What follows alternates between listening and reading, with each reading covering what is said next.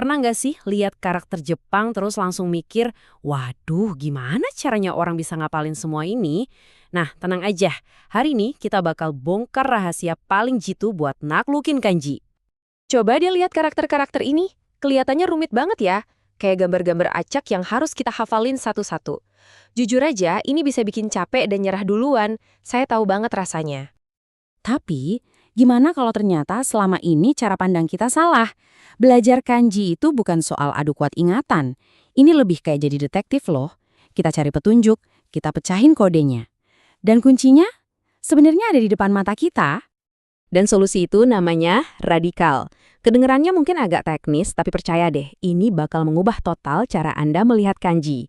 Oke, siap? Kita langsung bedah aja gimana sistem ini bekerja. Jadi gini, setiap karakter kanji yang kelihatan rumit itu sebenarnya cuma gabungan dari komponen-komponen yang lebih simpel. Namanya bushu atau radikal. Anggap aja ini kayak alfabetnya kanji, cuma ada sekitar 214 radikal dasar, dan kalau kita kenal sama mereka, kita bisa nebak arti dari ribuan kanji. Yuk kita mulai dari contoh yang super simpel. Ini dia, radikal buat pohon atau kayu, dibacanya ki. Coba perhatiin deh, bentuknya aja udah mirip-mirip pohon kan? Nah, ingat-ingat yang satu ini ya. Nah, disinilah keajaibannya dimulai. Lihat gimana satu radikal simple ini bisa jadi macam-macam.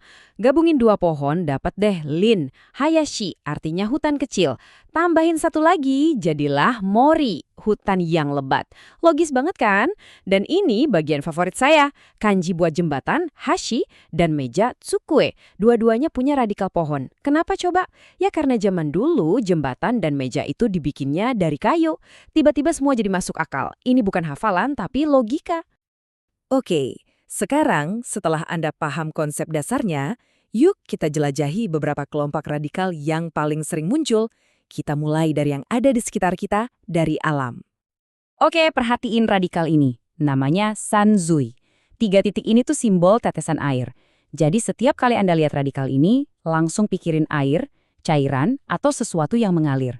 Contohnya, umi itu laut, jelas ada airnya. Oyogu artinya berenang, ya pasti di air dong. Terus ada namida, air mata. Nah, tapi ini yang paling keren. Bahkan kata kesu, yang artinya memadamkan, itu ada radikal airnya. Kenapa? Karena kita madamin api pakai apa? Pakai air. Jenius banget kan sistemnya? Lanjut, kita ke lawannya air, radikal api, ho. Yang ini salah satu yang paling gampang ditebak. To itu lampu, ada apinya. Yake artinya membakar atau memanggang. Netsu itu panas. Semua karakter ini nyambung banget sama api atau panas. Sekali Anda lihat polanya, wah, Anda bakal nemuin ini di mana-mana. Gampang kan? Oke, kita beralih dari alam ke sesuatu yang lebih dekat sama kita. Banyak banget radikan yang berhubungan langsung dengan manusia, tindakan kita, bahkan perasaan kita. Ini dia radikal orang namanya ninben, dan ini muncul di banyak banget kanji soal aktivitas manusia. Contoh favorit saya, dan mungkin bakal jadi favorit Anda juga, itu yasumu, artinya istirahat. Coba dilihat baik-baik. Ini gabungan radikal orang sama pohon. Bayangin aja, ada orang lagi nyender di pohon. Gambar yang pas banget buat istirahat kan? Terus ada hataraku buat kerja, dan shinjiru buat percaya. Yang jelas-jelas konsep antar manusia. Selanjutnya, kalau Anda lihat radikal ini di sebelah kiri, tehen, langsung aja pikirin tangan. Ini petunjuk gede banget kalau kanjinya itu soal aksi fisik. Coba lihat. Da, utsu itu memukul. Ya jelas pakai tangan. Terus motsu itu memegang. Osu itu menekan, kayak ngeken tombol lift. Dan hiro, ngambil sesuatu. Semuanya itu kegiatan yang kita lakuin pakai tangan. Terus gimana dengan hal-hal yang gak bisa kita sentuh kayak emosi? Nah, bahasa Jepang punya cara yang elegan banget buat ini. Kenalin radikal hati, namanya rishinben. Ini petunjuk Anda buat kanji yang berhubungan sama perasaan dan pikiran. Kanashi itu sedih, ikaru itu marah. Bahkan wasureru yang artinya lupa ada radikal hatinya, karena lupa itu kan proses di pikiran kan? Dan pastinya, ai, cinta. Jadi, setelah kita ngelihat semua pola ini, dari alam, ke tindakan, ke perasaan, kita sampai di satu kesimpulan penting. Anda sekarang, pada dasarnya, punya semacam kekuatan super buat menaklukkan kanji. Jadi, poin utamanya adalah ini. Stop coba-coba ngapalin ribuan karakter secara membabi buta.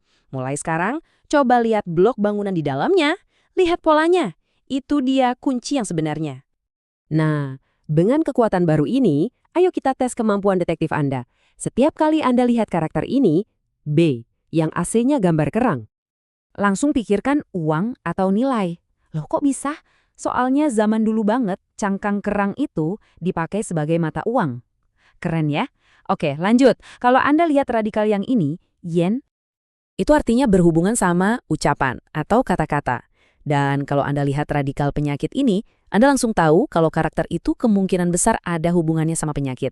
Tuh kan, Anda bahkan belum tahu cara bacanya, tapi udah bisa mulai nebak-nebak artinya. Ini benar-benar mengubah segalanya. Jadi, anggap aja radikal itu kayak kunci master. Dengan satu set kunci ini, Anda bisa membuka ratusan pintu. Anda nggak perlu lagi merasa takut pas lihat kanji baru. Justru sebaliknya, Anda bisa jadi penasaran, cari radikal yang Anda kenal dan nikmatin prosesnya mecahin teka-teki itu. Anda sekarang punya alat yang paling mendasar. Anda nggak lagi lihat tumpukan goresan acak. Anda lihat sebuah sistem, sebuah kode. Jadi, pertanyaannya sekarang, dengan kekuatan baru ini, kanji mana nih yang mau Anda pecahin selanjutnya? Dunia bahasa Jepang baru aja jadi jauh lebih gampang buat dijelajahi. Selamat mencoba!